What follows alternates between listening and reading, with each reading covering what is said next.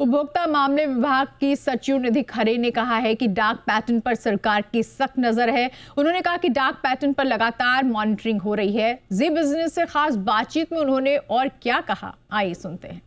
राष्ट्रीय उपभोक्ता दिवस है और हमारे साथ खास बातचीत के लिए हैं उपभोक्ता मामले सचिव निधि खरे। मैम, जिस तरीके से हमने बात की, उपभोक्ता की परिभाषा लगातार बदल रही है और उसी तरीके से उसके साथ जो मैनिपुलेशन या मिसलीडिंग चीज़ें होती हैं उसकी परिभाषा भी लगातार बदल रही है। डार्क पैटर्न्स पर हमने काफ़ी काम किया, अभी किस तरह से वो बदल रहे हैं और किस तरह से हमारी कार्यशैली? डार्क पैटर्न्स के बारे में एक तो हम लोगों ने जो गाइडलाइंस निकाली उसके माध्यम से हमने उपभोक्ताओं को भी जागरूक बनाया और साथ ही साथ ई कॉमर्स एंटिटीज़ को भी हमने जागरूक किया। उन्हें ये बताया कि डार्क पैटर्न्स एक्चुअली कोई बहुत स्मार्ट बिजनेस स्ट्रैटेजी नहीं है, बल्कि ये अनफेयर ट्रेड प्रैक्टिस के रूप में इसको कंज्यूमर प्रोटेक्शन एक्ट देखता है।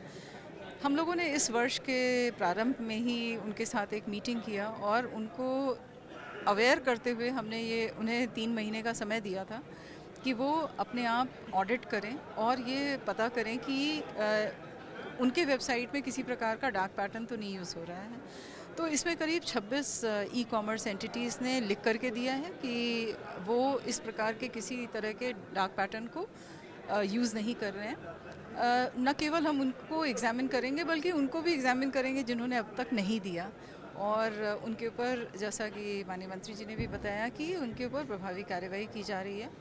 अगर उसमें दंड की भी व्यवस्था होगी तो जैसे हमने बाकियों में लगाया है वैसे उन पर भी दंडात्मक कार्रवाई होगी।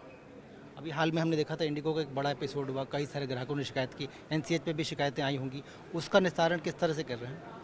जो मिनिस्ट्री ऑफ सिविल एविएशन है और डीजीसीए, इनके माध्यम से चूँकि वो काफ़ी प्रोएक्टिवली इंडिगो के मैटर को देख रहे थे, इसलिए जो भी शिकायतें हमारे पास आईं वो हमने सब उनको फॉरवर्ड की है, क्योंकि वो सारी चीज़ें रिफ़ंड या फुल रिफ़ंड से उनका संबंध था।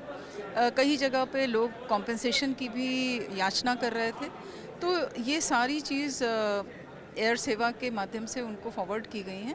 जहाँ कहीं पे उन्होंने पनिशमेंट और कॉम्पेंसेशन की बात की है और वो इसे लिटिगेट करना चाहते हैं, वहाँ पे वो ई जागृति में इस तरह के केसेस दायर हुए हैं डिस्ट्रिक्ट कंज्यूमर कमीशन में, और वहाँ पे उचित कार्रवाई होगी। क्या कुछ संख्या पता चल सकती है उसकी? से लगभग मतलब 100 से कम हैं इस तरह के मामले। स्पीडी रिड्रेसल की बात कही गई है, तो किस तरीके से तकनीक का इस्तेमाल होगा और किस तरह से सारी मॉनिटरिंग करेंगे ताकि कम समय में ग्राहक को रिड्रेसल मिल जाए?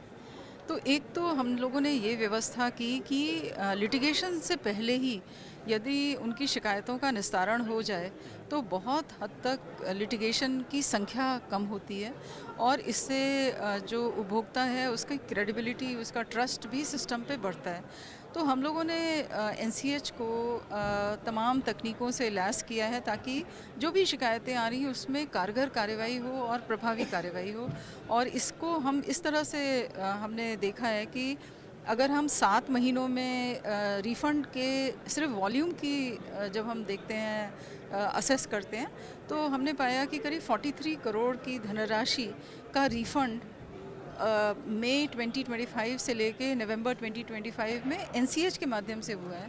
तो ये बहुत बड़ी धनराशि है जिसको कि रिफ़ंड किया गया कंज्यूमर को, और आई मस्ट से कि ये एक तरह से at no cost to consumer, क्योंकि उसको कहीं जाना नहीं पड़ा, उसको कहीं किसी ऑफिस के चक्कर या कोई फ़ीस नहीं भरनी पड़ी, किसी एडवोकेट की भी आवश्यकता नहीं पड़ी। तो मतलब देखा जाए तो at very negligible nominal cost of virtually जो उसने व्हाट्सएप या कॉल किया होगा उस के खर्चे पर उसको अपना पूरा रिफ़ंड मिल गया।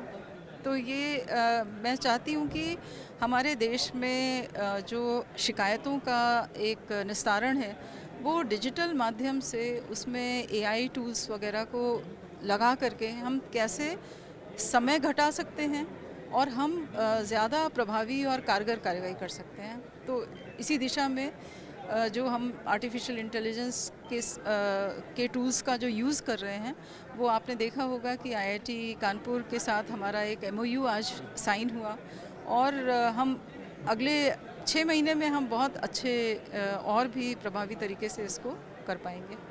उपभोक्ता दिवस है तो उपभोक्ता को जागरूक रहने के लिए कुछ मैसेज? उपभोक्ता जागरूक भी हों और साथ ही साथ कोई भी क्लेम कोई करता है तो उसको जांचें, परखें और उसके बाद ही कार्रवाई करें।